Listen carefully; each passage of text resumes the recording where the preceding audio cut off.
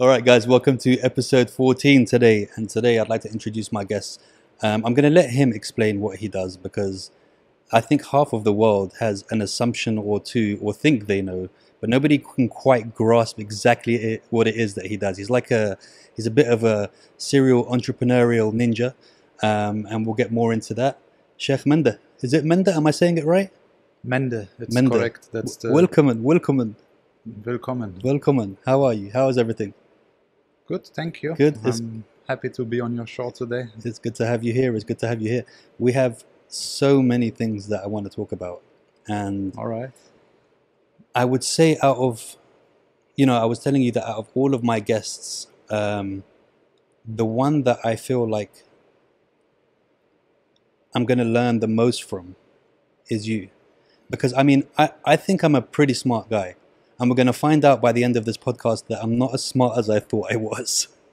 And there is like so much things that I want to break down and talk to you about. And hopefully we can get a really good exposure, not a disposition, just an exposure of what it is you do and that. And you've always been into business, right? Even as a child, you were a baby entrepreneur, right?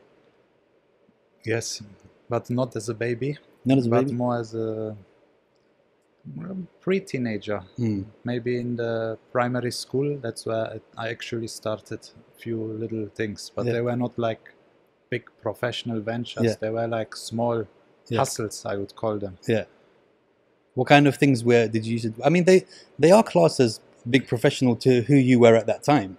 So if you scale it down to being, a child, then there were quite big ventures in a child's world, right? True. Yeah, it is big. If you compare that, I mean, if the kids who not work, they get money, pocket money from their parents. Exactly. So if you, back in the day, some kids, they would get like 20 Deutschmarks per week, maybe. Yeah.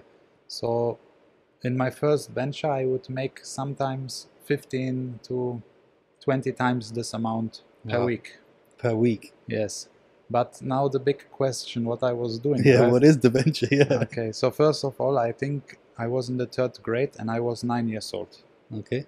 And at the venture, it was actually Kinder Surprise. Okay, yeah. And just for the notes, this is 26 years ago. I'm 35 right now. Yeah. So there was no eBay. Yeah. At this time, internet. There was no internet. Like basic is. I think it wasn't even properly invented. Yeah. No, it was actually coming out Was 93. But it would have been that you press one thing and it's and it will take like half an hour to load just one page. Yeah, this was the 56.6 kilobyte modems. Yeah. Yeah, they made crazy dialing sounds. Right, yeah. But this was a few years later actually. But back at this time, I was buying the Kinder Surprise figures. So there's this little egg. You buy it in the supermarket. Yeah, of course I know Kinder. Like, I think it's international. Yeah, international. And then you have like a little yellow capsule inside. And sometimes, if you're lucky, you can catch a figure. Yeah. Like a figure you place. You don't have to construct it together. And when you buy, you have to shake the egg. Yeah. So there is different ways to buy them. So you can buy them in the shop and shake, and you get the figure. But I was doing it differently. I would take the yellow pages, the yellow book, because my city is small, 20,000 people. It's like a village, kind of, a little bit bigger village. And with these yellow pages, I identify the names of the class comrades on the school, because they were listed with the names. So then I know the address, and then I'll just drive to them with the bicycle. Then arrive, and we have cash with us. Yeah. Not crazy cash. Change. But like 100, 200 Deutschmark, 50 Deutschmarks. And then I tell them, do you have the Kinder Surprise figures? And back in the day, a lot of like grandparents, they had like passed stuff on to their kids, and they had to pass it on to their smaller kids, or they died or whatever, and they inherited. And nobody has the idea that these little figures are actually worth a lot of money. Yeah. Some of them, they could go up to 500, 1,000 Deutschmark per piece. Wow. Like the ones from after Adolf Hitler times, like in the 50s, like this. And these figures, there were few of them, they cost 5 Deutschmark, 10, 20. This was like the average price, up to 100. So what we'll do, I'll buy them all. Maybe I tell them I'll buy all, I give you 50 Pfennig for one. So I'll buy like 50 units. I'll just buy the masses. And then on the jumble sale, which comes every weekend, this was my eBay. Okay. And I think back in the day, this was everybody's way how to sell and used buy. items and buy items, because these items you cannot buy in the store anymore. Maybe in the US they have Craigslist for such thing, which is still common. Yeah. But now there is, I mean, back in the day there was nothing like magazine ads and all of this, but they were all very regional, not magazine, like newspapers. Well, so we buy them and sell them in the jumble sale on the weekend with the carpet, and there will be people coming. They want to buy them because they collect them. Yeah. So we'll sell them for 2 Deutschmarks, the cheapest ones, which is already 4 times profit. The profit, yeah. And this was the worst ones to sell, and they were easy to sell. The ones that you had 2 or 3 of the same ones, and not individually, like just one piece of that one. Yes, and then exactly. Sometimes I had 10 of the same, but there were also full sets. And if there is no time to sell, or if I wanted to money quick, so we will go to the dealers. The dealers are also in the jumble sale, and they have like a big setup. They have everything, but they also sell for more serious prices than us. Yeah. So these guys, they will buy bulk everything. Yeah. But this guy, he will then, like, we will still negotiate good price because he's a dealer. He will even go to big conventions in Germany, not just in the region. Yeah. So there is so many people. There's 80 million people. Well, and this always brought money. And then with this few hundred Deutschmarks, I would buy games, like Nintendo games. Nice. I was a crazy gamer before. Yeah, me too. When I was a child, I was into games. See, it's quite funny because I don't play games at all now, and I'm not into PlayStation. I'm not into. I mean, when it first came out, I did the PlayStation 1, play a few games, but the Master System, the Genesis, the Sega. Nintendo, you know, like everyone who's around our age, if they heard Sega, like they knew, you know, the beginning of Sonic the Hedgehog, or I love Sonic. Or even in Master System, you remember when, I think it was Master System 2, when you used to turn it on and there was a built-in game called Alex Kidd. Alex. Yeah, that was like already there in the system. You didn't have to put the game in. And you know, the good old days when a game wasn't working, your friend used to say, give it to me, and they they'd blow in the game, put it in, and that's it, it's sorted, it's ready to go. I feel like the games were a lot different then. Maybe because we were young, you know. We were young. Altered Beast and Ghouls and Ghosts and all of those games, they were like, I feel like, I don't know, it was very encapsulating. When I got older, like I'm not into the shoot 'em up games and the RPG games and these things. They didn't do anything for me. I feel the new games, they are pretty intense, but you have to really master them to become good. Yeah. And I feel that the new generation of kids, they are even much more advanced than we are, because they grow up with so many things and so many possibilities and so many news sources, depending on what their parents put them on, target them. I mean, I've seen kids who are 5 years and they speak already 3 languages. And they can operate with 3 years already an iPhone and know how to use YouTube. You know, some kids, depending on under which conditions they grow up, they can't do anything. Yeah, I mean, I saw the same thing, which is pretty funny. They were talking about the I can't remember, the royal baby, one of the royal babies, and they were like, she's 2 years old and she already speaks, or she's 3 years old, she already speaks 2 languages.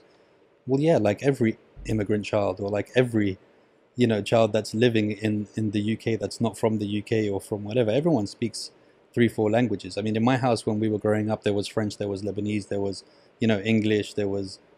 So if you're coming from a household where both parents, I don't see it as a great achievement for a child to be speaking 2 languages if both of their parents are from another country, you know? That's true. That's true. That's why also I know Polish, you know? Yeah. I mean, I'm half Polish. I've been actually born in Poland. Okay. But back in the day, this part belonged to Germany. And my grandparents, they are actually like kind of German. Okay. But, you know, there was a lot of drama. During the war and during that, it's kind of complicated. So when you were born, how old were you when you left Poland for? My parents Like when we left, I was 2 years old. Okay. And what were your parents when they went to, let's say, because this was a rough time for a lot of people during that time. This was during the communism. Exactly. So was it a case of they literally left everything behind and went with the clothes on their back and everything and started again, or did they take some with them, or how did it work like that? What were their goals for, moving to the new place? Well, they were mainly moving for a better life, for more opportunity. So we have a huge family there, and we were lucky to have the German passports because of the past story. And they actually left everything behind. Kind of. I mean, the grandma was there. My grandfather, he passed away also when I was just 2 years old. Yeah. So it was a very sad moment for the family. He died on cancer, actually. Wow. And then they left and they started a new life. So actually, when we came to Germany, my parents, we also don't live in a proper house or apartment. I think we were like kind of refugees, you could kind of say. Not like now this refugee situation, but because back they then, have to go because of war, right? Yeah. But back then it was a refugism of opportunity, let's say. And they came, I think they started working like as on the strawberry field. Nice. Collecting. But there's a lot of jobs which many people they didn't everybody like to starts do. somewhere. Yeah. And then my mother, she also has a master in tailoring. Wow. So she would do with the machine and then make the clothes. Yeah. And this was like her side business. And she would also go and even clean like apartments from other people and stuff. They were really working really, really hard at this time. They wanted to succeed by any means necessary. Of course. And for their standards, what their aims was, they actually succeeded. Because at the end of the day, we had a good car. Very fast they upgraded. Within 1 year, we have already apartment. We have a car. We were doing more money than average people. Then later, they built a house. So they even surpassed the expectations of yes, of course. Going. I mean, they didn't do like crazy, like millions or something like that, impossible. But for their standard, they achieved. You can call it the German dream. Because in Germany, the most people, they are actually not entrepreneurs. They are workers. Yeah. And they are born to work. Following they follow school, education, this and that. Yeah. It was a big problem for me because for me, I'm a born rebel. Yeah. I was already rebel back collecting figures. Back in Poland. Yeah. Yeah.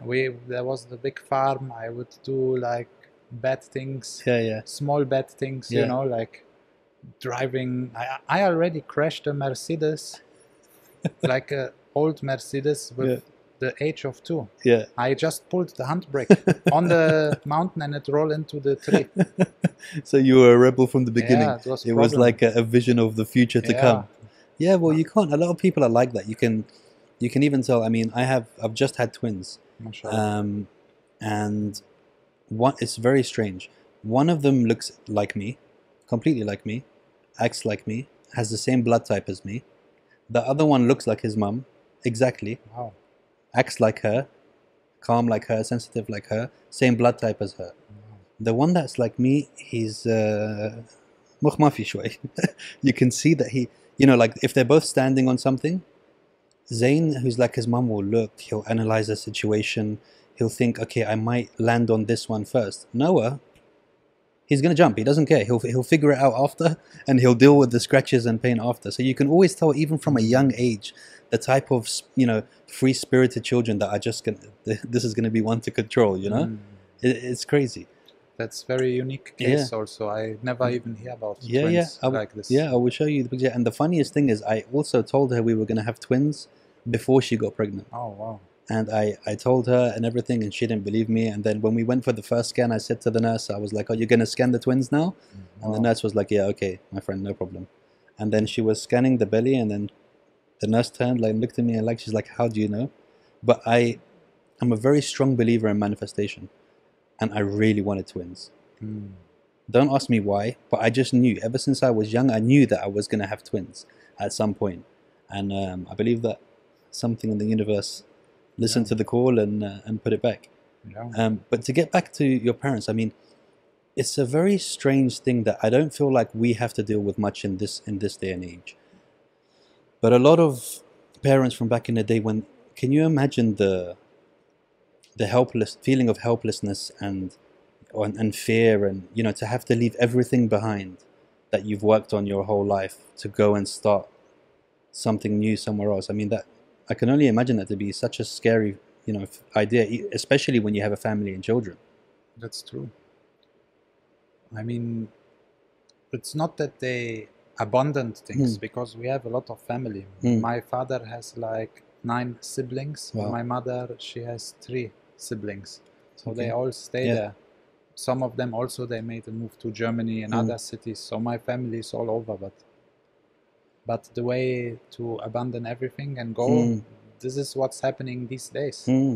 And you know, the world is also not fair, you know. I mean, Not at all, yeah. And it's also the people, sometimes they have no opportunity. And even when all those refugees were coming, like from the Syrian problem, also some people from other countries, they would also come. They will just join, even they are not Syrian.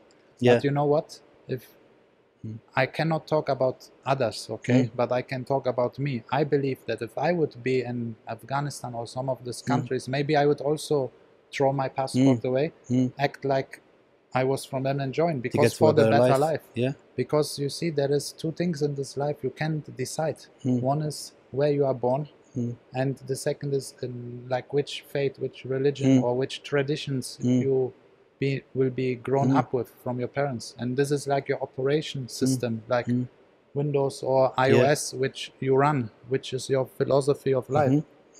So these people, they just take the chance. They just follow the current of wherever, because their life will be better, you know. There is a better social system, especially in Germany. You know, in Germany you can't die. You even can survive without work. You will get opportunities to work. You will have a work where you work for €1 per hour. There's this initiatives. There's something even called Hartz IV. This is something when you don't want to work, you get some money, you know, but you also have like to benefits. go to the job center, make some interviews, but you'll have a minimum amount of money. You will get something like a 1-bedroom or a small apartment to live. So your standards are covered, but they encourage everybody to work. Wow. And when you went to Germany, did you go as Polish, or did you, I mean, when you grew up, did people say you were Polish or German? More German. So you were accepted into the German community with your friends and all that stuff. It wasn't like you ever experienced anything where people kind of treated you like you weren't German or anything like this? The thing is that as a kid, I grew up with a lot of immigrants. Because we live in some kind of blocks. So they were full immigrants, mostly from Turkey, Russia, Kazakhstan. A lot of Kazakhstanis, they also had the German passports because of some war stories back in the day. Because, I don't know, it's complicated, but I was like German, I mean, my name is German too, Mende. Mende, but I like Mende. Mende. I like eating Mende. You like eating Mende? I love it's one of my favorites ever. I love it. I ate it last week. I love it. I love it too. Chicken Mende. Chicken? I go for the madfoon. Madfoon. Yeah. So what brought you from Germany to Dubai? Where did the switch come? The switch, it came in it was 2006. My uncle, Polish uncle, but he's doing a little bit well. He had like a security company and so on. And not uncle, direct uncle, but like second level uncle. So he basically visited here a few times, and he films everything with his camcorder, and he filmed so many supercars and nice things, and I'm like watching in the living room, and I'm like, wow, this is like how they have so many cars. I thought, and they all look normal. They are standard. They are not modified, nothing. And at this time, I was like 20, 21, and I had a car tuning garage. Okay, so you had your own? My own garage. I started with 18, my first legal business, which I had a license. And this is I like the way you say that. My first legal business. I've been doing business since I was 9. But yeah, because there were so many things in between. Because you didn't register. I didn't register any comma. I couldn't. I think technically I couldn't from 18. But you see, I mean, there is so many things to talk about in this age, which could have been better or different. Because also I'm, let's say, like your son Zain. I just do things and I fall, crash. But a lot of things also work out. So then you continue. And then you are supposed to scale it up. And that's again where I usually fail. Because I didn't have the good school education. I mean, I was in the school, but I'm the type of guy, I will only learn what I like. Totally. So some grades I have the like second worst, and some I'm the best. I'm unbeatable. I'd be faster than everybody. But I like these things. What can I do? And I think always in mathematics, what's this formulas, P, circle, pi, all this stuff. I think, how I will ever need this in my life? Money works plus, minus, and all of this. Okay, now I learned that some of those formulas are important, but back in the day I have no motivation to learn it. I felt it's more torture. So to get back to the point, what we were saying. The car garage. The car garage, firstly I got inspired with 17 when I watched Fast and Furious, the first part. This movie immediately changed my life. Really? Direct. Like you press the switch and I have a new, my mindset, everything is for cars. So I've seen all these tuning parts, these Japanese parts. The nitrous and but mainly the exhaust systems, which are like chromed and they look crazy. And I started buying this kind of items on eBay.com. And on eBay.com they were really cheap. Like they call them mufflers. So I buy them $25 to $39. Then I bring them to Germany and I sell them on ebay.de for 150 euros, 120 euros. But again, I did not scale up. I sold like maybe 10, 15 units per week. And we had the American Air Base close by, like 30 kilometers. And I thought I'm really smart because my friend is American and I would ship them from USA to USA and just pick them up and not pay the tax. That's how I also used to sell it. But smart would be to directly order them from the production place in China and just sell them crazy. But I didn't think that far. Back in the day, there were no opportunities to learn.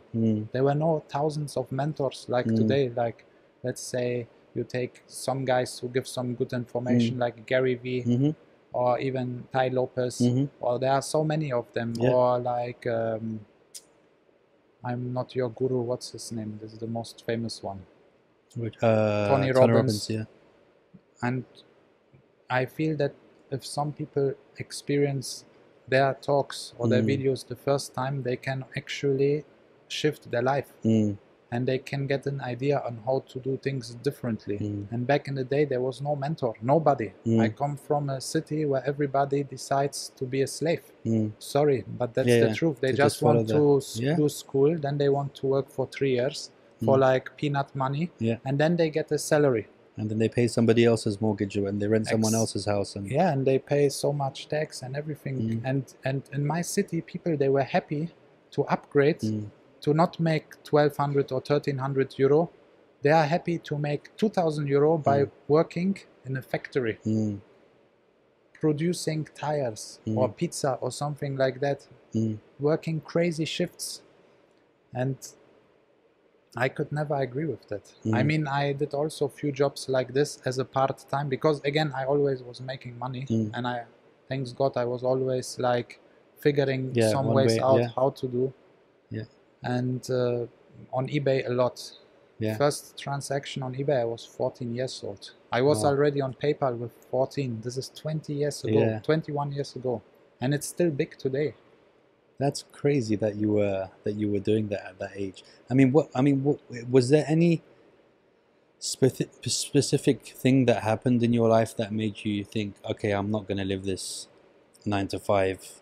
I'm not going to work for other people. I'm not. Was it? Did it just happen No. organically, or was it just Organically? Organically. Yeah, for sure. I mean, my parents, I see how they work hard, and they don't have too much free time, but they also had their free time, because in Germany you work like 8 hours per day with 1 hour, so they are gone for 9.5 hours roughly per day. But for me personally, when I made money off thin air, out of some bullshit ideas which work, by buying something and selling it more expensive because you see just the clear opportunity, of course I will not work as a job. Impossible. Why?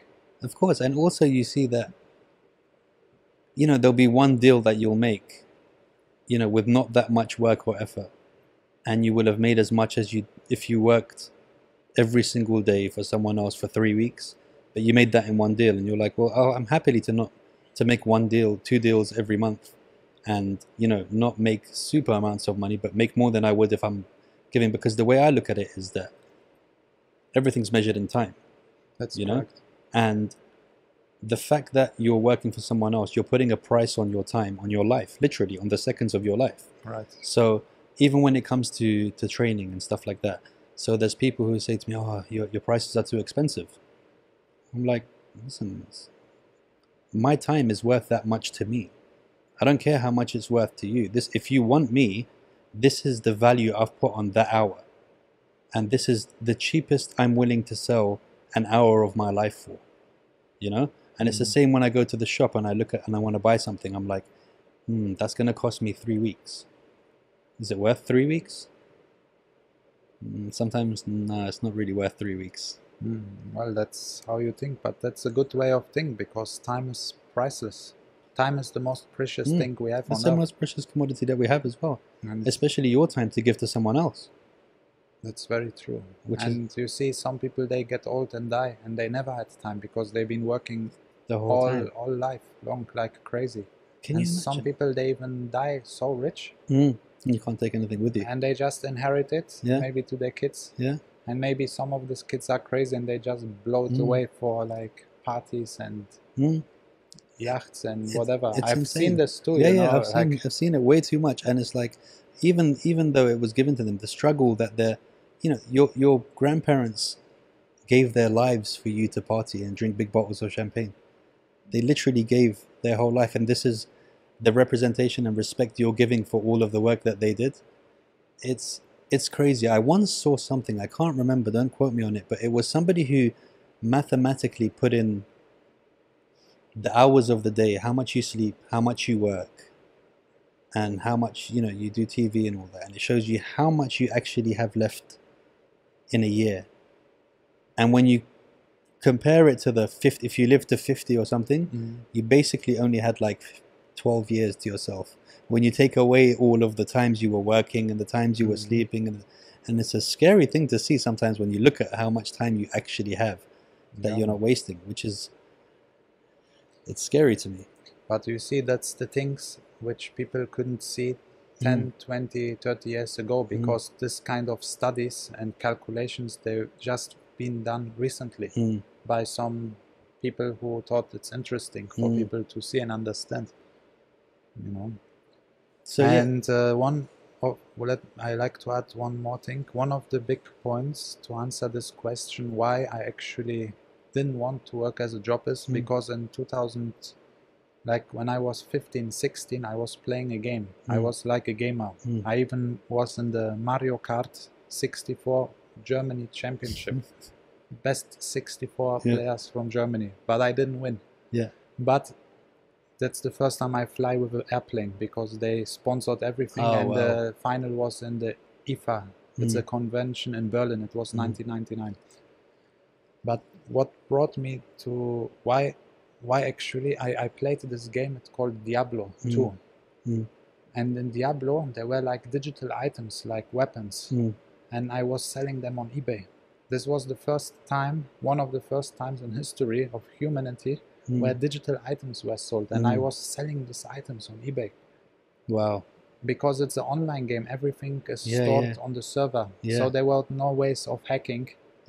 So it was pretty new concept. Yeah, you were way ahead of your time. And there were a few months I was making more money with this than both of my parents combined. Wow. Yeah, it was really like very good. And there was one item, I had one time the best item in the game. Yeah.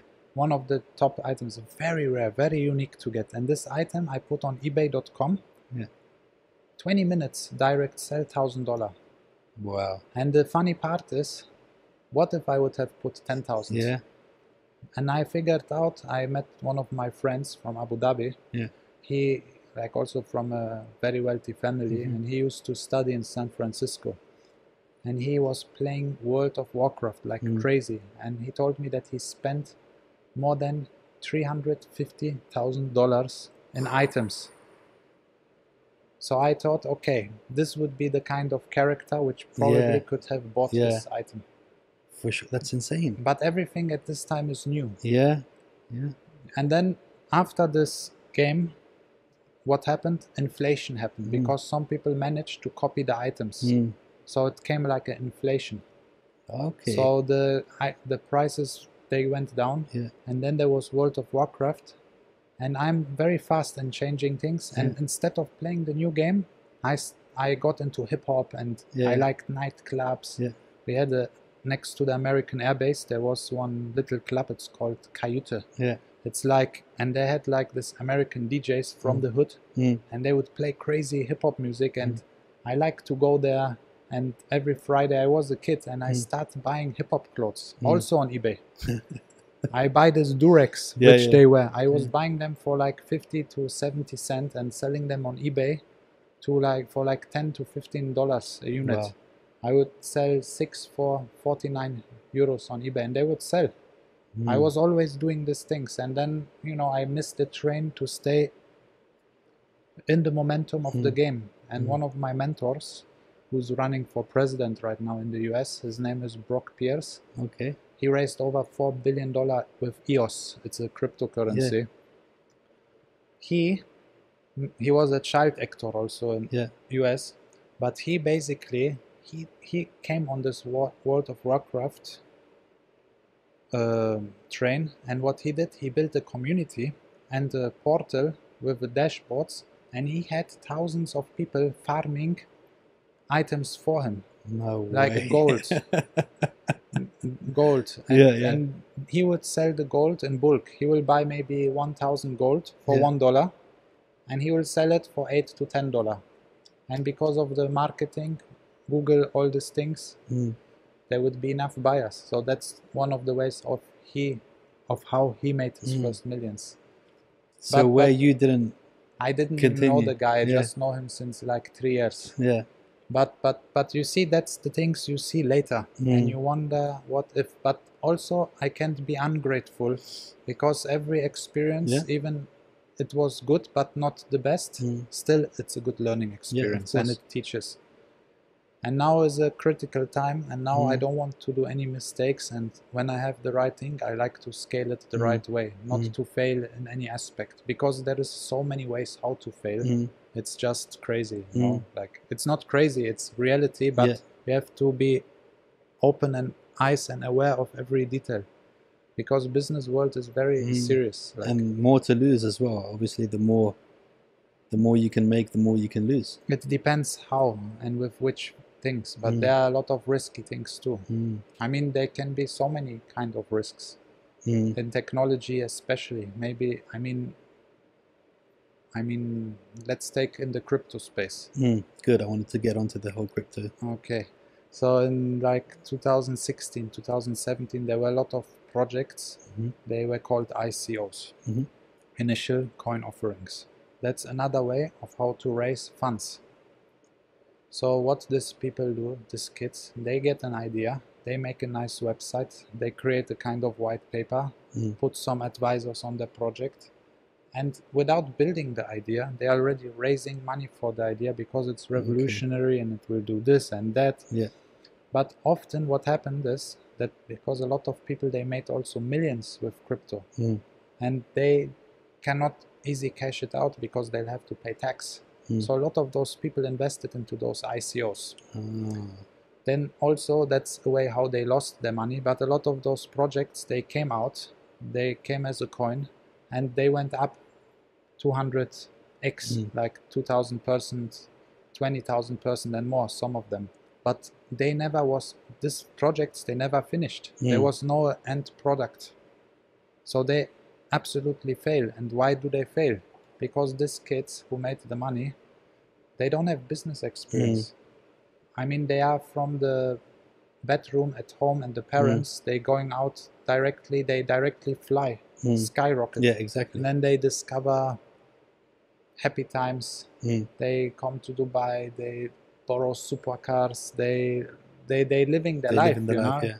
and they just spend the money. And some of them, they meet other people to develop their project. It's like a construction company, right? Yeah, yeah. The big developers, they are not the one who built. They have contractors. They are the ones building. So in tech, it's exactly the same thing. So they maybe hire some development team in some Asian country or somewhere. They promise a lot, but then the product, it's not working. Yeah. Or some error, or it never happens. Or they already lost the money, or maybe they kept the money in the cryptocurrency when it was high, like in 2018, where Bitcoin was between 12 and 20,000, and Ethereum was $800, even to $1,100, and then suddenly everything falls down, and they did not have it in a hard currency or in a stable currency, because they're also stable coins. It's so confusing. There are so many, for somebody who doesn't, you know, deal with that, there are so many different aspects of it. Yeah. Which is why I think a lot of people wouldn't even touch putting their money in it, because if you don't understand something like that, I mean, only the ones that took the risk in the beginning were like, well, yeah, it could have changed their lives. It can. That's why people, they should get a good education, or a good basic education. But now the problem is where to get this education. There are not many channels. There are a lot of news channels who talk about things, who promote products. But the problem with the news is a lot of the news and media, to be very frank, they are paid. Yeah. So they're being told what to put where, and yeah, like roughly. They will maybe do a little fact check if some things are true. But at the end of the day, if you have a big success story, maybe nobody will write about you. You have to pay them. Yeah. And this is not correct, you know. Yeah. I mean, the media these days, what is correct and what is not, it's difficult to even trust the media these days with anything that happens. One thing that we spoke about before was, which I found crazy, is that you essentially helped people get their money out of their wallets when they couldn't get into their wallets, right? That's one of the startups that I built it already. It's there. Okay. It's called digitalwalletrecovery.com. Okay. And what's happening there, it's actually a service where I work with a genius hacker or cracker, I would call him like this, who I know personally. I met him a few times. I trust him. Yeah. And this person, he is a genius, mathematical genius. He knows cryptography, and he knows how to find out passwords, but the person who lost the access to the wallet has to actually give him hints. The person has to give us some ideas how his password could be. If there are dots inside, question marks, if it's 15 characters or 10 characters. So they have to have a rough estimate of what it was. Roughly, which kind of word, roughly. Because then we know already which, like he will know which signs and characters he excludes. Because there is sometimes, to put a password from 13 to 14 characters, it's like maybe 100 trillion different combinations. It's some ridiculous numbers. And it's happening by a kind of brute force. Yeah. And it happens offline. Okay. So the wallet, it has to be taken offline, the file. Yeah. And then there is a lot of computing power. Yeah. And these are usually graphic cards, GPUs. They're like supercomputers, right? If it's a supercomputer, it's even better. But the CPU in the computer, it's not as powerful as the graphic processing unit, the GPU. These are like these graphic cards, Yeah, you yeah, know. yeah. But then they just do calculations, and it runs faster. So they do millions of calculations per minute. And how long does it take for a code to be cracked? Or It can take hours, but it can take weeks, months. It really depends. But how did people? I mean, is it a common thing that people have lost their passwords and Yes, stuff? very common thing. And how have they lost their passwords? Is it not as simple as forgot my password? Then they'll send you your password and then to your email and. No, it's not, because the wallets and a lot of things, they are pretty much decentralized. So the data is not stored on one server. So it has to be cached together from multiple things, from multiple nodes or servers or data storages. So also these wallets and all these things, they are a bit complicated. And back in the day, it was more complicated, more technical. Sometimes maybe usually each wallet, they have a seed, which are like 12 words. Okay. So there is a 12-word phrase, and these 12 words you need to remember, or you need to write it on the paper. I'm not taking a screenshot and then maybe it uploads to your Google Cloud. And somebody because once you have this, you can just take over. You don't need any, there's no 2FA, no SMS code, nothing. No face recognition, everything, it gets overridden. So a lot of people you find a lot of people are trying to steal other people's. Yes, I get a lot of requests like this, where people have absolutely no clue and they tell some story. You see, from the Bitcoin side, there will be totally 21 million Bitcoins. Now we have like 18.5 million, something like that. And out of this 18.5 million, around 3 million are lost. Wow. 3 million. So if you calculate 3 million times $10,000, it's a lot of money. That's insane. But and why is there? You said there's going to be 21 million. Why is there a cap on it? Why there's a cap? Because this is how Satoshi Nakamoto invented it and wrote it in his white paper. Because this guy or girl or corporation or whoever it is, he's like a kind of rebel who actually is against the banks.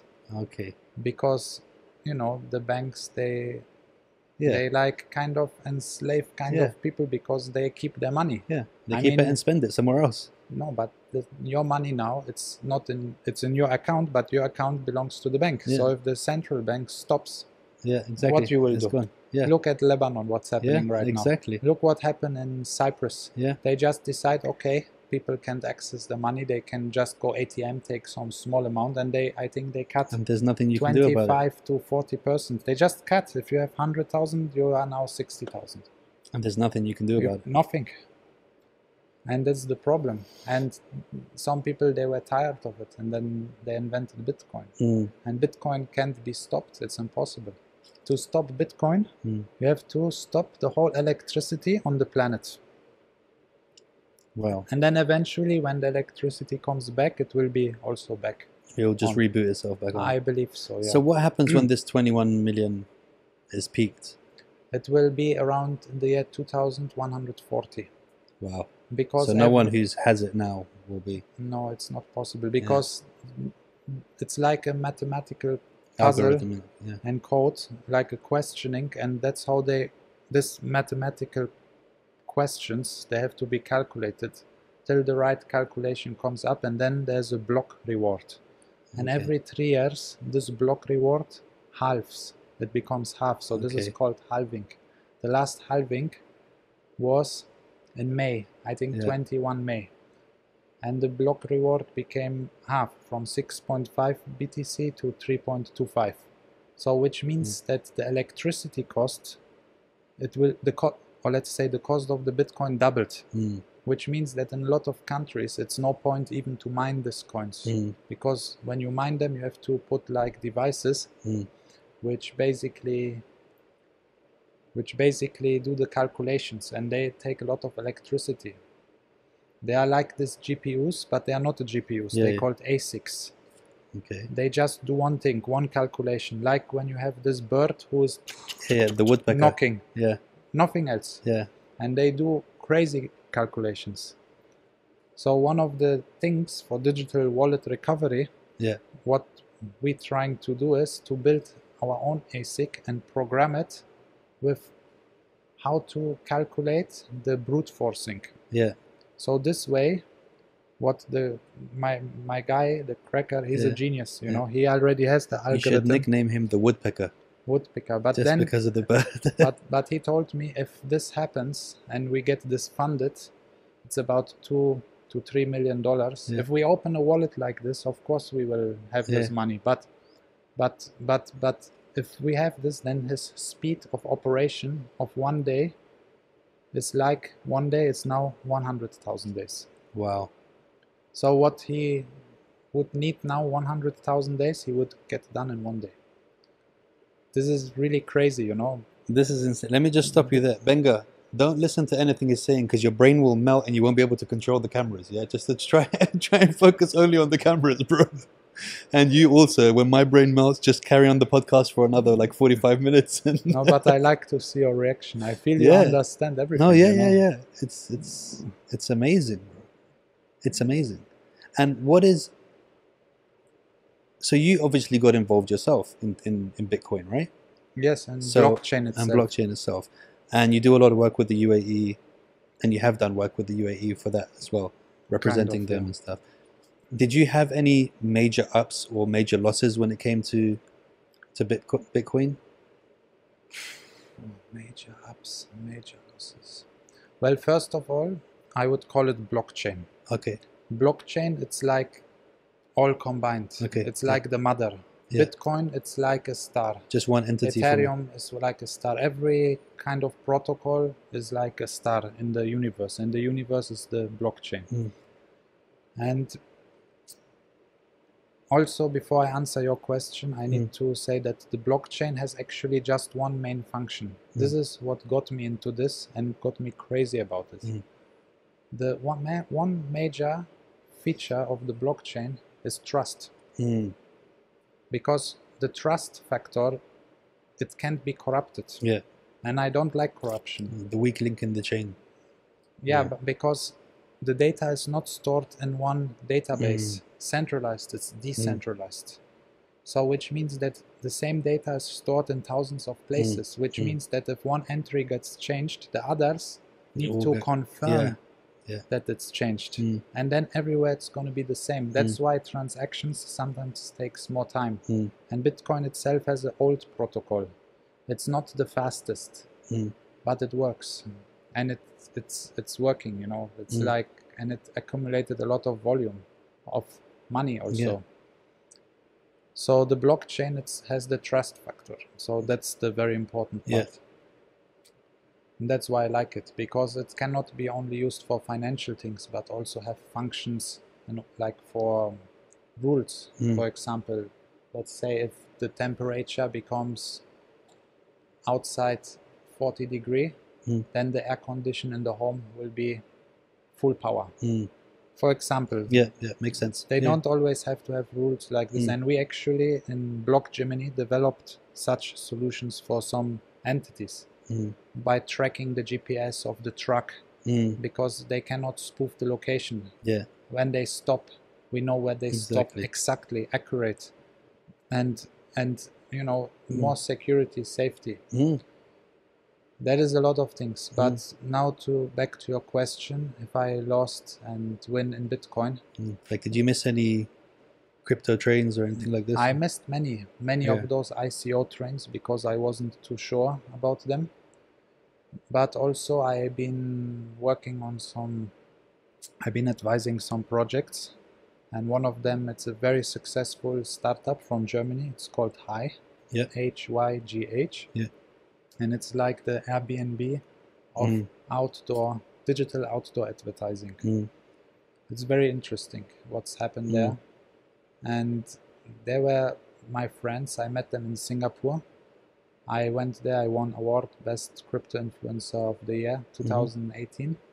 and they also won some award. And I met them there, and then we figure out Germans. I didn't even know their project. There were so many, but they came up with this idea. They didn't even have it built. Yeah. They just tell people about the idea. They made a very professional impression. They've been there for the people to talk to them face to face. And the idea was good. And then they start raising money, and they raised more than $10 million. And during the last 2 years, they've been building their product. And their platform is live. They now have screens, advertising screens, like all over Germany, and everybody can advertise on them. So elaborate more on that. So if I have a house in Germany and my balcony is facing the street, I can then advertise myself through the screen. Using my own screen, or they provide the screen? No, you have to use the screen. So I can literally turn my TV and take it into the balcony? Yes, you will put your TV behind the window in the balcony because, you know, rain and stuff. Yeah. And if it's good visible, let's say there are like 100,000 cars passing. So let's say we take 100,000 impressions. So let's say 1,000 impressions are $20, $25. It depends who's the highest bidder at this time. So let's say from 8 p.m. till 5 a.m. when it's dark. McDonald's. Yeah, let's for the say people coming out the clubs and all that stuff, they want them to eat. Yeah, let's say McDonald's or Burger King will compete for your space, and you might get $15 per hour because you are providing the screen, they providing the technology, and the screen provider takes 83.5% of the revenue which is generated, which is very nice also. It's not like 50-50. Yeah, yeah. I mean, Uber don't own cars, Airbnb don't own apartments, so they don't own screens. And the crazy thing about that is they basically have a product that sells itself, because who's not going to want to turn around, go to sleep and put their screen in the window and make money while they're sleeping? Yeah. You know, it's not a hard sell. It's not a hard sell. That's just one aspect on how they will generate money, but there are so many. I mean, there are advertising companies who already have billboards, which could just connect to their system, and suddenly they get AdWord requests from all over the world, or from people who will target their product, or from people who like they sit on a date and there's an advertising screen, and now it's midnight and the guy, he booked this space and now it's happy birthday on the you know. And if you have a wedding proposals, everything is possible for the minutes. Or some people, they will target in the morning when kids go to school. So there's an opportunity to actually create bigger screen networks. And this is worldwide, or? It will be worldwide, but currently they just started in Germany. They have some screens and taxis and some other things, and on the street. But it will be adapted with the time. Now they have Netflix, Tesla, Uber. They have some top brands advertising with them. It's kind of crazy. It's kind of reminiscent of. Did you ever grow up watching manga?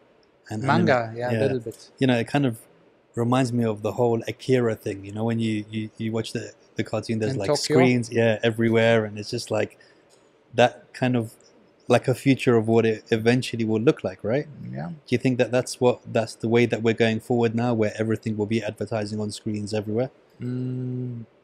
Yeah, maybe not just on screens, but there will be a lot of auto advertising. I mean, here in Dubai and UAE, you already see that a lot of screens are coming up. I mean, it's not easy also to just advertise here, because here the ads, they need to have a special approval.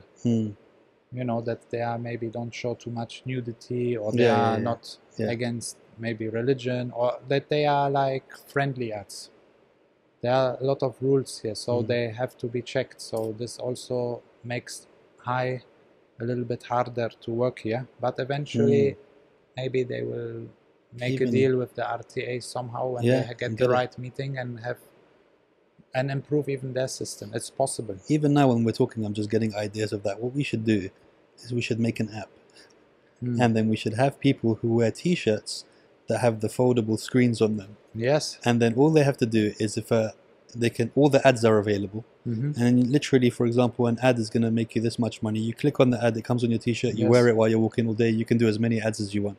Exactly, and front then, and back. and you have a QR code also, so Yeah, when yeah. the person likes it, they scan. That's it. Then it's not just the impression, it's Yeah. also directly lead. Yeah, Possible. it's true. I said people in the Times Square in New York, they just run around with the iPad. Yeah, yeah. There's a nice lady walking with like high heels. Now they have a high heel there in Saks Fifth Avenue or something, and they scan the code, go there inside, make a pictures Yeah. with it, then post on your Instagram, make a business funnel, you know, where people actually have missions to do. Yeah, yeah. Business funnel, and then post on Instagram that everybody benefits. I think we're onto something. A friend of mine, he makes these t-shirts with lights and all these things, and you can put whatever you want on them, and literally t-shirts, hats, backpacks, all that stuff. Let's make Maybe we're onto something. I might partnership. cut that out of the podcast so people don't steal it. I mean, let's put the arrangement. It's very easy. Exactly. Tell me about when you first landed in Dubai. When you first started to see it for real. Not on your uncle's video, but when you came here. When you first came, were you coming, I'm coming to stay, or was it a holiday the first time you came? Well, it was like this. When I saw the video from the uncle, I remembered. Then maybe after 4 or 5 months later, because I was selling tuning parts in Germany on eBay, I did not have no, I had the garage, but I sell parts, and a lot of people, they will buy this fiberglass body kits, and then they send them back. And I already did something like drop shipping without drop shipping even being invented, because directly from the producers I ship to the end customer. I invented all these things myself, by the way, because I don't have a guru. And that's why they ship it from the factory to the client, but client doesn't know how to fit it because these parts are not perfect, it's mentioned. Then he ships it back to my home address. And I'm getting angry because the shipping, it's 40 euros, you know, and I'm the cheapest in the market. So then I have to ship it back to the manufacturer, so I'm losing 2 times money. So I don't make profit. So I was upset about these customers, and I think, man, I have the best prices, I do good service, and the people still do like this. And you know, if they want to go to court with me, they can. And I will lose because customer rights in Germany are very high. So I had to pay the money back. I couldn't do anything. So I get upset, and then I think, there's a Dubai. Let's research. Then I go online in a forum. It's called UAE Boost at this time. And I put pictures of the cars we've been doing. And my specialty was the outside customization. I was not too much into engine modification, but more in the body kits and paints. And I had this crazy airbrusher from Germany who also know how to work with candy colors. And he could do holograms in the cars, 16 layers of clear coat. Wow. It will look like a cherry, like beautiful. And I see, and I posted pictures, and they say, when you come here, you will be successful. And then I thought within 2 weeks, okay, I come to Dubai, let's do it. I'm only 22, you know, so what do I have to lose? You know. So then what happened next? I find out how to ship my car to Dubai. And I had a very, very nice Mercedes-Benz CLK. Also for my young age, this was a good thing, you know. So I shipped the car. And then 3 months after I shipped the car, I came to Dubai. So when I arrive here, I don't come only with talking. I come with a proof. Deutsch Technik. Yes. And then I pick it up in Port Rashid. My number plate was gone. Somebody stole it in the ship. Then I have to, like, all these complications. But we managed. Then I drove with the car, and I meet the people. I partnered with a garage here. And the first time I came, I only for 1 month, because my business is still running in Germany. And I kept always upgrading, so the cars was winning awards because of the painter.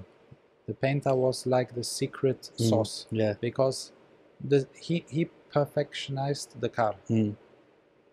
And then they win awards. You have 1,000 cars, Mercedes category, Audi, Volkswagen, BMW. If any car in this category will be there, always it will be top 3. It's normal, because it's so beautiful, you know.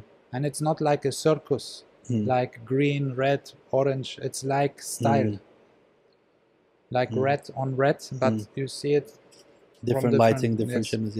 So basically, when I came here, even the first day I already have a meeting. Yeah. Because I wrote some emails online because I wanted to make a car for the son of Sheikh Mohammed, the ruler. Okay, yes. This was Sheikh Majid. Yes. And I got in touch with some people who've been working with him, managers, and I met those people, and we had an amazing concept. I'll actually email you this picture of I'll put it on there. Yes, it's beautiful. So we had a 599 a picture for him. He had one, and we designed it with a falcon with gold, very beautiful. And this was the target to get this job done as reference. And the painter, the airbrusher, his name is Bert. He also wanted to do this, you know. But we never managed to get it. How come? What stopped it in the end? Well, the people who called me when I was back in Germany for this job, they wanted me to pick the car up in the palace. Yeah. But me, being in Germany, busy, and because of the car shows, also my business was scaling. Too much action. And when I was not there, and I'm a kid, you know, I did not learn too many things.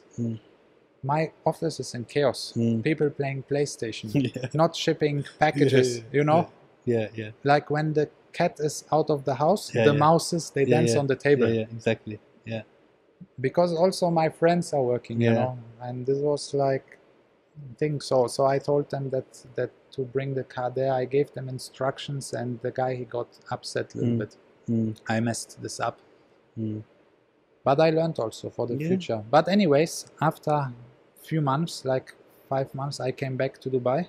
Then I partnered up with one garage, and we brought the guy from Germany. We've been upgrading it, doing money. They didn't even have proper business cards. They didn't have a proper logo. They were doing this for fun, not even for business. But then later it became business, to a point that after Dubai Motor Show 2007, we did the Toyota Supra. It was so crazy, this car, so beautiful, that the people, they went crazy. And we killed West Coast Customs. Really? Yeah, they came here big time.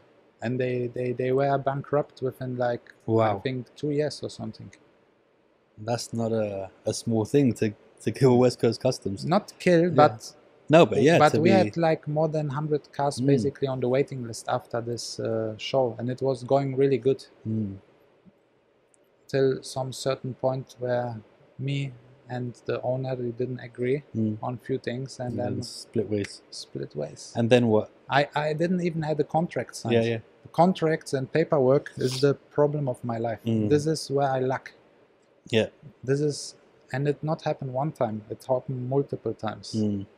This is a big problem. But now I'm much better with this. Now I became like a lawyer, but I'm slow. But I'm looking into everything. Sometimes you want to save money on something which is very important. Yeah.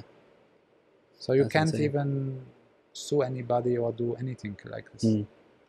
And what about the other lifestyle that a lot of people see?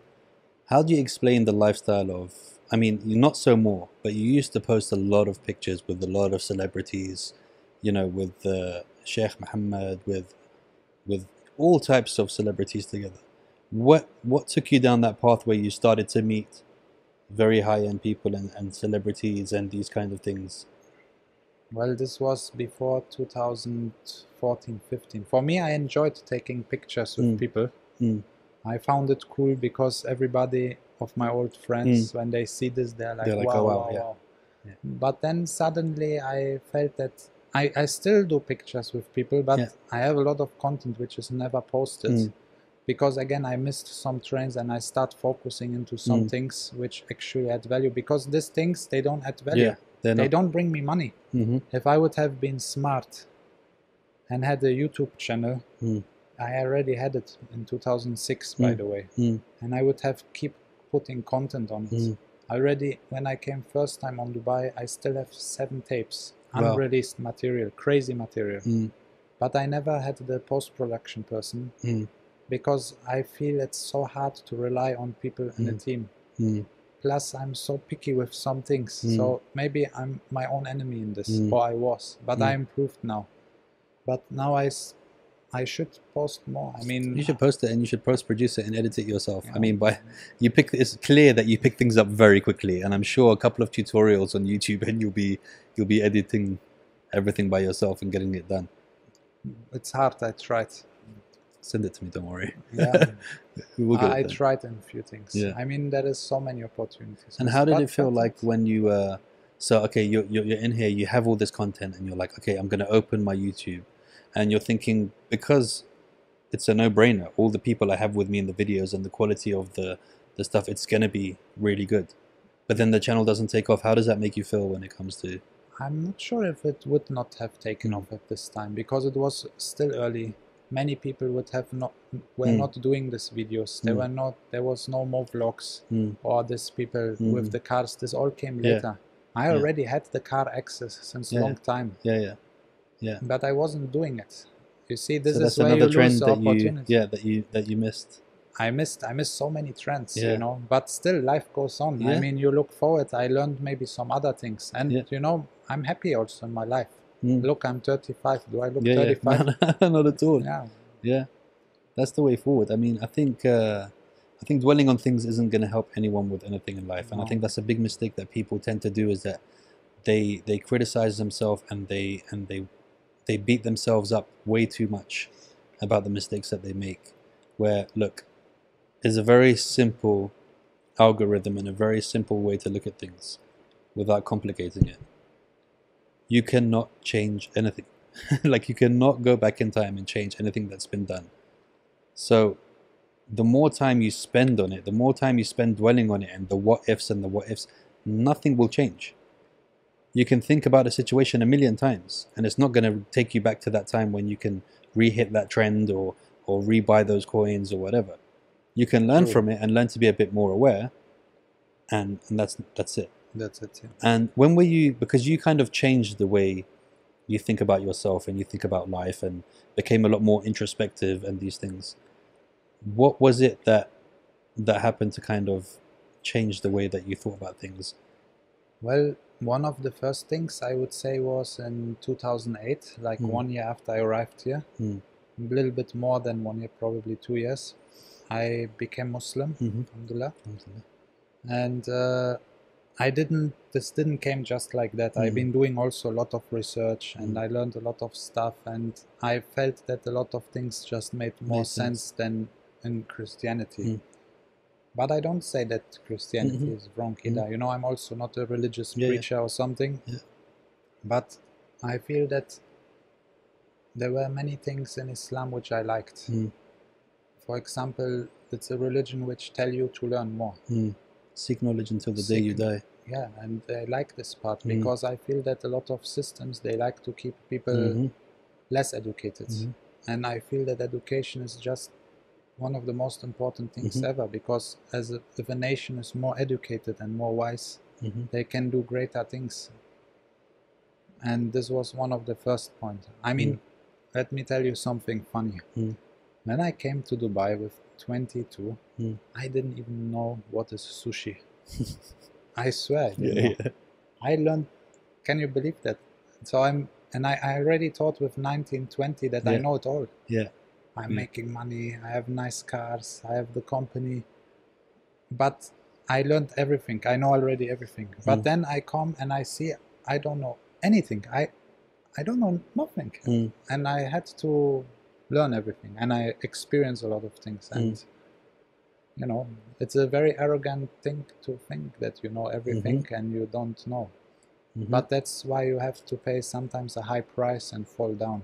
And I think that's why I had to go through a lot of tough lessons and struggles to become who I am. And I still believe that I did not arrive at the final. There's still a lot of things to learn. And I'm learning every day, and I love it. And people to learn from and everything. You know, a very good saying is, don't quote me on it, but it's a paraphrasing, is that if I can see the furthest, it's only because I stood on the shoulders of giants. So it's like the people before who teach and all that stuff, and also what you're going to teach. So another saying I really love is, society grows great when old men sit in the shade of a tree plant the seed of a tree in which shade they will never sit it. So it's like, what you're doing for the future.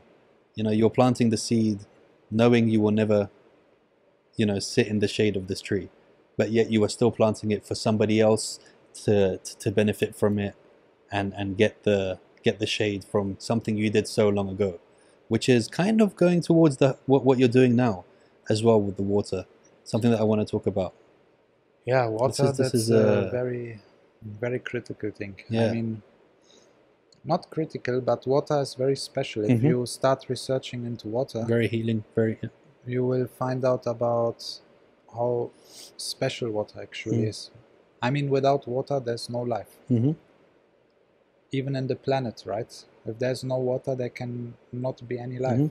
Yeah.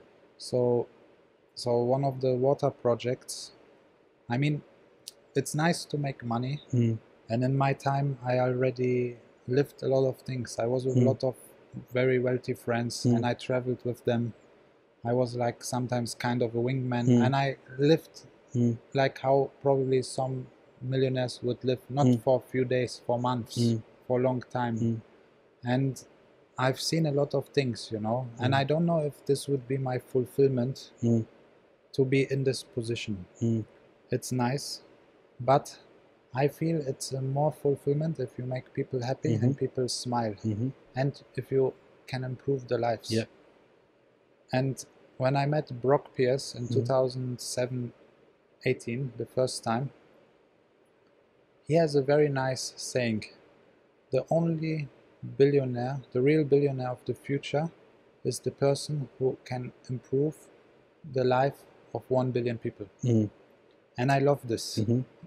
Even if it's not 1 billion, let's take 1 million, or let's take 500. But I feel this is beautiful. Yeah. And I feel that a lot of more people start sharing this kind of visions. And in the blockchain space also, there are a lot of people who got aware of the new systems because they don't like the standard system. They don't like banks. They don't like this rules and regulations and how somebody tell you how to do things. I mean, there's so much corruption. Yeah, of course. Look, in the USA, there's so much things happening with the medicine, the current situation. It's insane. It is. I mean, we could go into that rabbit hole as well, but we won't because it would be too much. But even, when people say to me, we have the brains and that's what separates us from the animals. Sometimes I like to say to people, listen, the animals are the ones that got it right, mate, because they're still free. They're living on the earth. They're doing whatever they want. They are essentially what was supposed to be us, not you have to do this, you have to be vaccinated, you have to live my way, you have to do this. And like, since when did... I'm sure the last time I checked, you weren't God. And if the only person I need to answer to is God, why am I having to follow every single one of your rules? That's not the way to live. We were supposed to be running around, farming and doing this stuff and bartering with each other and this kind of stuff until it's, we're in such that's why the Matrix is so real to me. We're in such a prison of our own design that it's insane that people aren't realizing that we're not supposed to be living this way. And it's not a healthy and sustainable way to live at all for the planet, which is why I'm really interested in your philanthropy and what, the things that you're doing. Yeah, that's a very good point of view what you say, and I agree completely. We are actually the animals. The animals, yeah. Maybe not exactly us, but in general, the humans. Yeah. And the people who maybe rule few rules over us. But regarding the water, I will answer you. So basically, the project, it's called IceTech. And I started it as an advisor to come in the project. They were headhunting me for quite a while, these people. But I thought it's some science fiction project, maybe ICO scam and so on. Till I met the people, I talked, I understood that it was invented in the 80s, but it was never made, but it's complicated. So what's happening is, it's basically we'll create the largest supply of fresh water in human history. Wow. And this fresh water is meant to be for other humans who don't have water. Yeah. So it's surely a governmental project because it's too large of a scale, because how the water gets created, like in far east of Russia, there's a river, it's called Gizhiga, and the water in this river, it's very drinkable water. It's like well water in Europe, but the water is desalinated. And this area, it's like minus 15, minus 20 degree more than half of the year, which means that if you put water on the street, it directly freezes. Yeah. So what we do is we take the water from the river and put it into kind of a plastic structure, like you put ice cubes in the fridge, and this water will freeze in this plastic structure. And it's like a huge plastic structure. It's a few 100 meters long, 40, 50 meters deep, 100 meter wide. So if you calculate the size, our small ice cube, which we have a simulation with MATLAB already done. That's a video that I'll post while we're talking about it now. Yes, but that's only a video animation. The simulation is different. The simulation, it's like the real lifetime scenario based on gravity, physics, rules of the... all the good stuff. Of everything, of the surrounding, you know, the temperature, wind, heat, everything. So it's the software which manufacturers of cars use to make crash tests, to simulate them, because it's like real. So basically this ice cube, the small one, it's 8 million metric tons. 8 million metric tons is 8 billion liter of water. Wow. 8 billion liter of water is enough water for more than 10 million people to drink for 1 year. Wow. More, and they are able to drink more than like around 2 liters. Wow. So it can power per day. Per day. Wow. So it could power a nation of 10 million people for almost 1 year. Wow. Or even longer. Maybe they will drink 1.5, you can go more. And this is life-changing stuff. I mean, this is... I can see why this is a project that is close to your heart, because it's something that literally will go down in history. Yes, and it's not a... that's my dream. Yeah. Legacy. And to help. I mean, this is... And I believe that many people have great projects like this. But I've been looking into so many charity organizations and so on, and I feel they just do it either for the show. Yeah, a lot of them do it for the show. Or they just do it to save taxes. Exactly. You know, so we will build this. Already we are in some advanced steps. We're still looking for people to join. It's not easy, all regulation-wise. We just opened a company in Singapore because it will be probably a security token offering, because this is the best for investors also to generate money. And our water will be so cheap, like you can't imagine how cheap it is. It's maybe more than 100 times cheaper than if the government needs to source it themselves. And everybody needs water. And they need so much water. Even if we would scale our operation 100 times, it would not be enough. Wow. So the plan is also that more than 10% of all the water which we produce will be donated. Wow. So, for example, Yemen, you see the crisis, right now, it's insane. They don't have also food, but they also don't have water. You know, in Africa, how many, like it's crazy, like so many people, like their wives, the mothers, they have to go 10 kilometers just or to get more some water for to the family. Water, and the water is even polluted water. It's not even clean, but their stomach, their system already adjusted to it. And how would you prevent the claws from getting a hold of this? Because for me and you, and people like us, will think about this and go, wow, this is amazing, it can help humanity. But there are people out there who will think, this is amazing, I can profit from this. Which could hinder, if they have enough stock of it or whatever, they could control how much water or what's going around and kind of stop that. There's a risk for that, for sure. But besides creating the icebergs and shipping them, we will also sell the intellectual property. So more people who would like to do the same could apply, like could get the technology from us. There are 3 patent pending solutions. Build it, and it's not only the only river which we have. They could do it in Iceland and Canada. We already identified things. I mean, look, there is a problem in the in California. There's another forest. Drought, yeah. They don't have enough water. Can you believe that? So imagine they would bring an iceberg from Canada. They would have enough water in this platform. It's not rocket science, you know. It's a very logical things, but they just need to put one and one. I know it's disruptive. Yeah.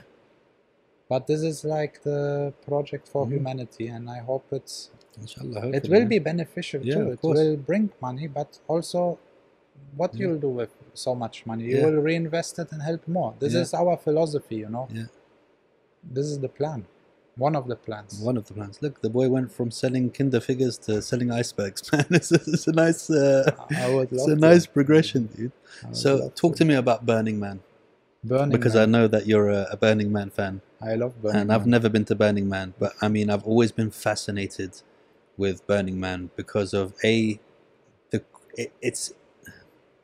it's a country. It's not a. Do you know what I mean? Does that make any sense? It's its own. It's its own. It's its own kingdom. It's its own ecosystem. It's you know, the pictures that come out of it, the photography that comes out of it, the sculptures, the statues, like I've never seen a sad face in a picture of a Burning Man. Never. I've never seen anyone like or hot or tired or whatever. You know, what made you go there the first time? Well, the first time I got invited. Okay.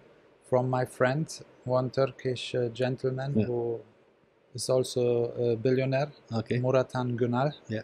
He's a big brother for me. Yeah. Actually, he's a little bit younger than me. But he's like a big brother, and he told me, Matthias, you have to come there. You must come. And then I flew to Istanbul in 2017. It was my first burn. Yeah.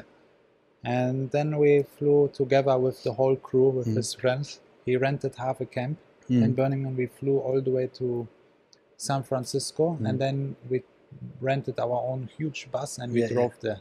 Amazing. Yeah. The whole journey was already amazing, but when I was there, I discovered so many great people. Yeah. People who are just thinking completely different out of the box. Not associating themselves with race or culture or which is why I was saying it's its own culture, isn't it? It's not exactly. You go there, people don't really ask you or care where you're from or what religion you are or where you are. It's just like, you ready to party? Yeah, me too. Yeah, but it's not only about party. You party, yes, but also no, but you I mean, talk, like, you make I mean, bonds spiritually party and yes. Yeah. You make bonds with people. You talk. You can, like, suddenly you figure out, oh, this guy he's like a VP in Google. Yeah. Like the next day or 2 days after, and there are people. In general, it became commercialized. I've been now 3 years in a row. I was supposed to be now in the States because Burning Man was supposed to start after 3-4 days from now. But this year it's not happening because of the COVID. But what I want to say, so I was there with the guys. We had an adventure there. We go in different places, meet lots of people, a lot of interesting conversations, and there's no mobile phones working. So you have no GPS. So when you get lost, you find your way back. You have to like find the it. old ways. Yeah. It's a perfect chaos. Yeah. Sandstorms are coming. Yeah. It's very interesting. We're from Dubai. We're used to sandstorms. Yeah, but there they come like once, like they just come randomly, small sandstorms, and you can drive in the middle of the desert. It's called Playa, and then suddenly you get like lost.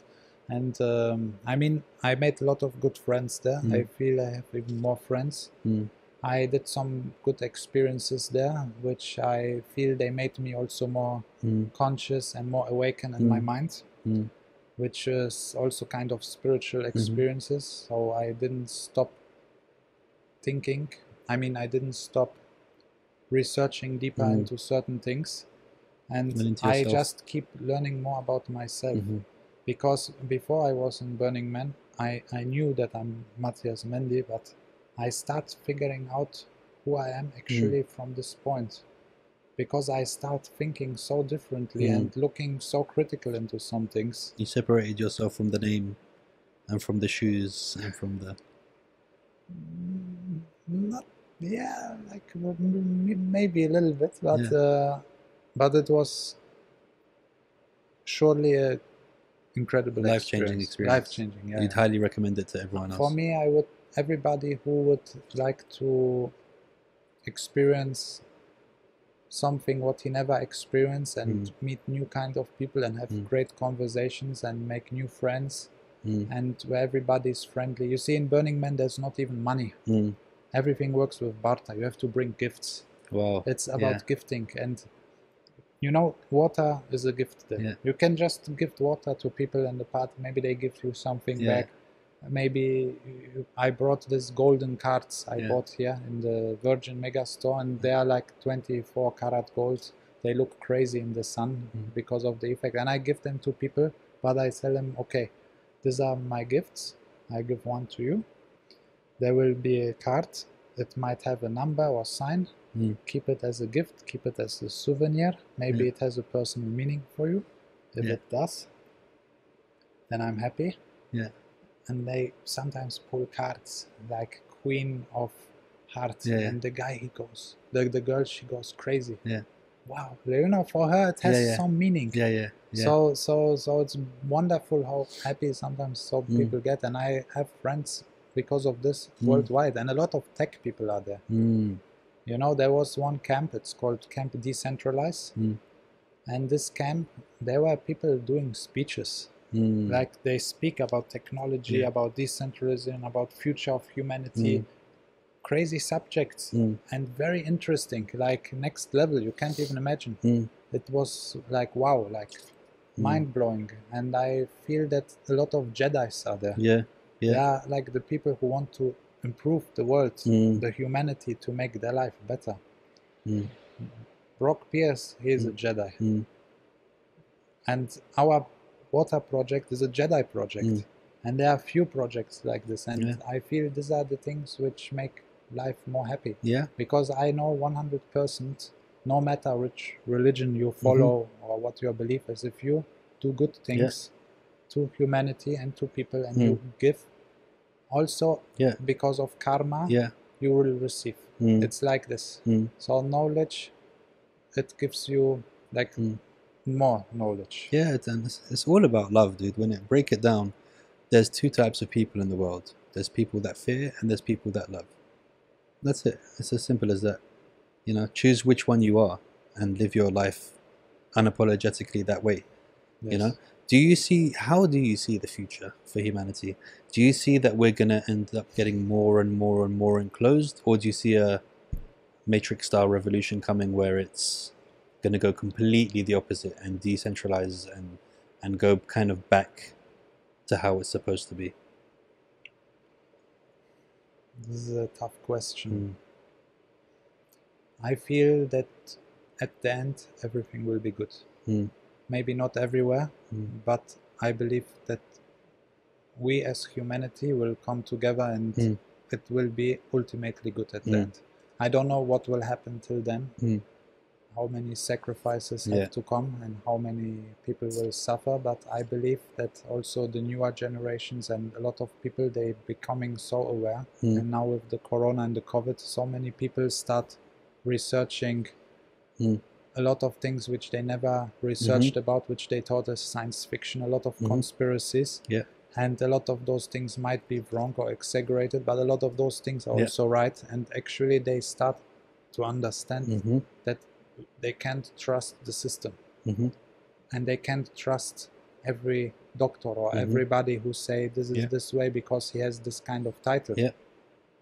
And it's very obvious. I mean, in the world, we know from some communist countries and some other things that some systems are simply wrong and they are against the people. And I mean, the thing is, what happens is a lot of it is passed on, this wrong, just because of people just saying, this is the way it's always been, and we're going to continue to do it this way, without there being those revolutionary people who will step in and say, no, it's not supposed to be this way.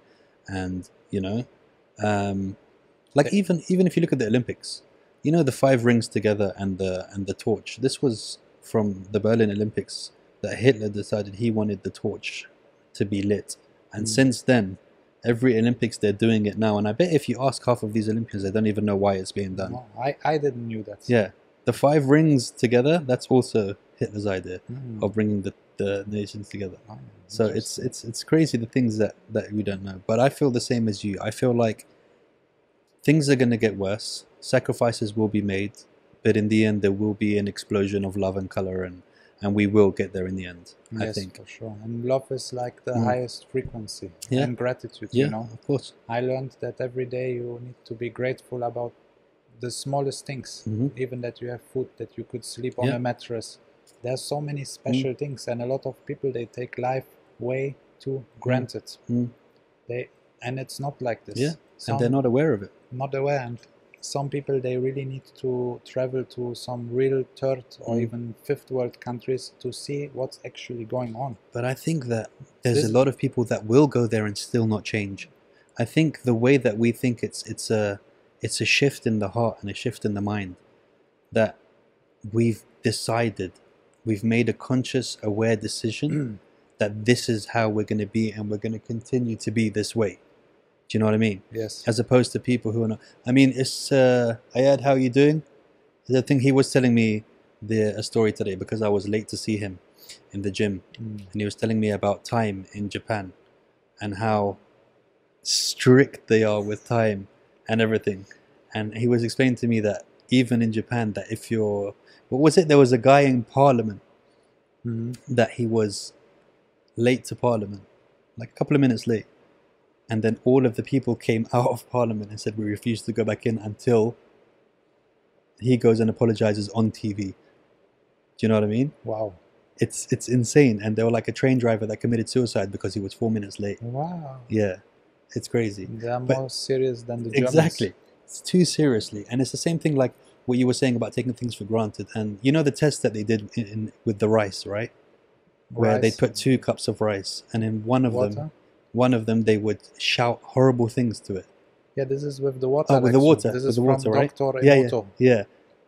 I mean, it's people don't understand how we are all connected and the power of word and the power of thought and the power of these things. You know, big power. They don't understand that thing. They don't. And you know, one crazy thing about water, the shark in the sea, he can feel 1 drop of blood in the water from 5 kilometer distance. Yeah. So imagine how, subhanallah, this is crazy. Like the water, 5 kilometers, water drop. And this it's like it's connected, like a fiber network, you know? Yeah. It's crazy. Dude. It's crazy. Tell me what happens when you die. Have you ever thought about it? Do you ever introspectively think about it? About death? Yeah, about death, afterlife, about what happens the second you die, or are you aware of any of that? I mean, have you ever sat with yourself and not been asked that question and started to think about it? I did, many times. And what conclusion have you come to? You know, sometimes, I mean, this is crazy, maybe what I'm going to say, but sometimes I think, I mean, this life is wonderful when you make it wonderful, okay? But you really have to work on this life to be wonderful. Yeah. And it's not easy. But sometimes when I see humanity, I think maybe death sometimes would be better. About the problem. Maybe the next life will be better. But I also believe a little bit into reincarnation. I'm not sure exactly if it's true, but there's a lot of proofs that it's actually happening. I believe as a Muslim also have the Day of Judgment. Maybe we will come many times before this happens. You know, there is a lot of interesting things to figure out, but I mean, I think I've been here already a few times before. I would really like to get hypnotized. Yeah. Because there was a shamana, Mexican, she even have tattoo on her face. And my friend, she showed her my picture, she said I was a big warrior before. And I want to know.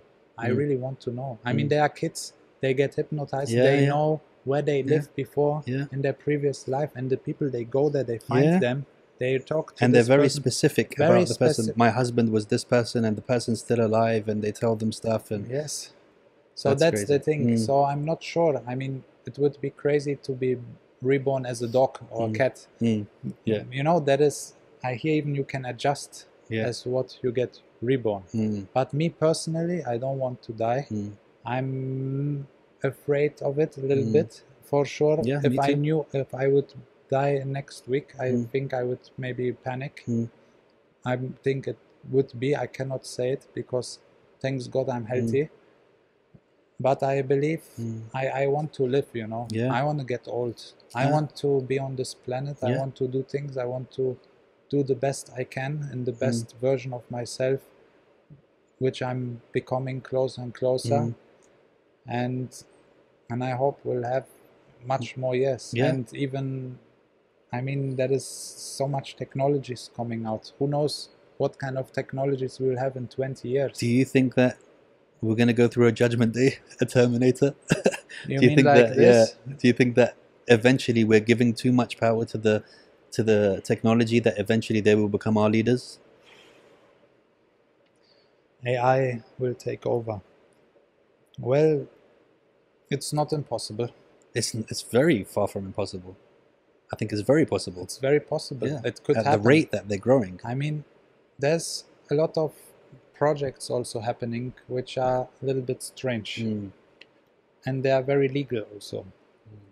I'm not sure who observes them. I mean, they are observed. They have YouTube pages and so on. But I believe that the most dangerous scenario will be if the robots come and they will be programmed, and for sure artificial intelligence will be smarter than humans. That's not a question. Maybe in 10 years already. But do you think not when Much they're programmed, it's smarter. when they start reprogramming themselves? That's the problem. When somebody will kind of hack them or make their lock, their friendly human lock, unlock, and then if they reprogram themselves, rebuild themselves, and identify human as their the enemy, god, and then their enemy, because they will be smarter than us. Of course, they are computers, they have capacity. I don't know if they will have feelings, but maybe they will have not. So there are actually two very good movies which I recommend to watch. One, it's called Ex Machina. Yeah, Ex Machina, I've seen that. Yeah. And another one, it's called Mother. I haven't It's seen on that. Netflix. It's a very good movie. It's like science fiction, but it's not so unrealistic. And I don't think that we will trust them. And I think also that this AI will be like an entity, like its own character, like an alien, kind of. Because it will have a character. That's it will the thing. be something, but it will also adjust. That's the problem. That's what worries me, is when they can reprogram themselves, because eventually they will get to the point that they will be able to override our program or override our control. It's possible. Humans are weird. It's like we're not happy just enjoying the Earth. Like even with CERN, I saw a picture of you at CERN, you know, the Higgs boson collider and stuff. You been there? No. I mean, on one side, I'm totally enamored by the science behind it and the you know, the drive of humans wanting to kind of keep progressing and pressing. And on the other side, I'm just like, one wrong screw, one mistake, guys, and this is not a good look for us. Yeah. Should we really be pushing this just to find is the risk reward close enough?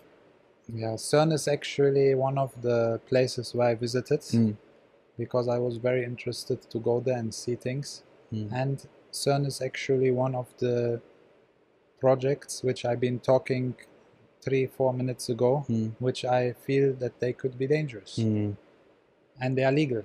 But CERN is also one of the places where they invent the internet. CERN invented the internet. You know that? It was invented there. I thought the internet was a military... Yeah, it is, but they invented the World Wide Web.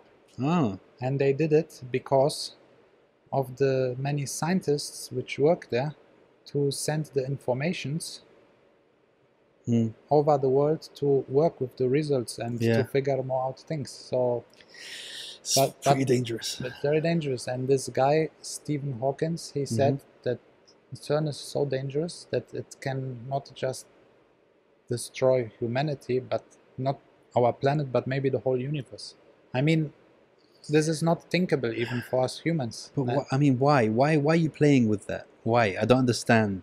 I mean, you know, a black hole, it sucks everything in and grow. Yeah. So somebody said if CERN by mistake implodes, would create a small black hole, which is just 1 millimeter of the size.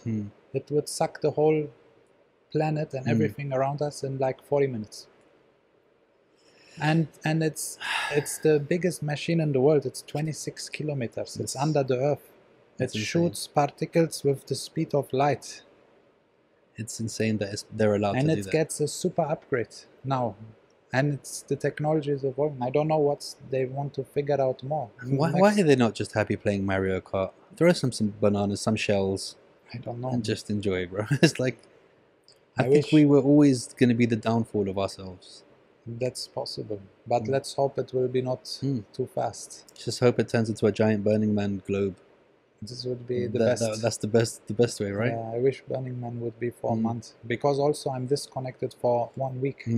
Like imagine I put my phone on, I don't put it on, it's on because I take pictures and stuff, but after this week, when I get data as soon as I'm out, I have like unlimited messages. Already now, every day there are too many, I can't handle, but then it's catastrophe. That's crazy. So, Dubai is home? Dubai is home. It's where you plan to stay, it's where you plan to... Yeah. I mean, obviously now you've met me, where else would you want to go, right? It's of like, course. But how did you meet Sheikh Mohammed? The first time I met him, it was in the Majlis of Khalaf al-Habtur. I'm friends with his son Mohammed, and I used to go there quite often in Ramadan to eat, with the people and the family. And then one time Sheikh Mohammed came, and that's when I met him the first time. And he has a very strong energy field. You can feel energy. Big aura, Wow, big aura. Yeah. It's a strong, powerful aura. Yeah.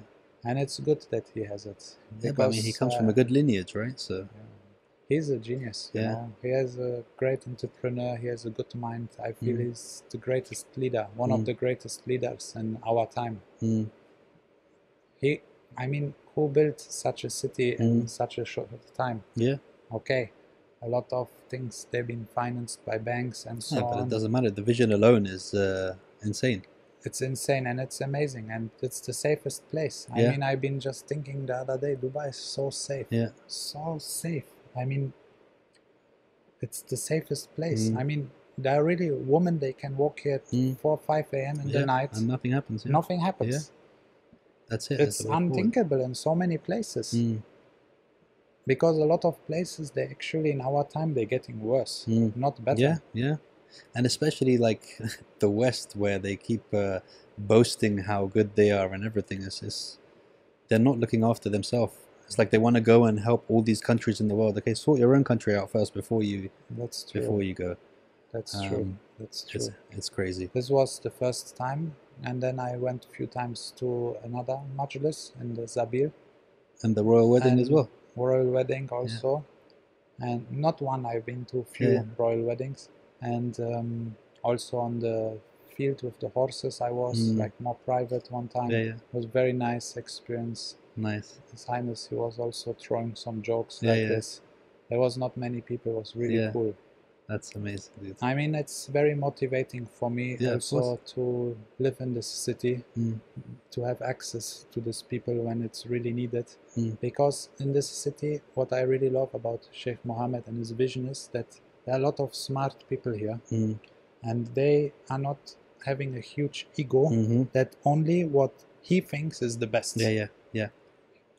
Everybody will collectively think what's the best, and they will analyze it and brainstorm and run simulations, and that's how they build it.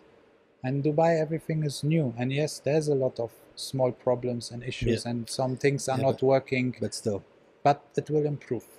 A baby, when it's born, also it cannot directly talk and play instrument. Exactly. It's happened with the time, but I feel with the way they apply technology and everything, and also the ministers which are here, they're all young, they're all very bright. I mean, this country has a minister of happiness.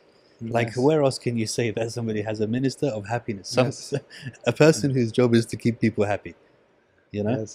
That's insane. Also, the minister of artificial intelligence. He's a very smart guy. Like, he's actually like, he used to be like a geek, like this guy, but he know everything. And he's looking into all the technological stuff, and really they're on the newest wave of things, and they analyze things very critically. Because not everything is good what seems good. And you should see the plan of the future of Dubai from the Future Council for the next 50 years. It's like science fiction movie. It's amazing. Yeah, and I believe that inshallah they will make all these things happen one by one. Yeah. Just this corona now has to stop somehow. Yeah, and get over with it.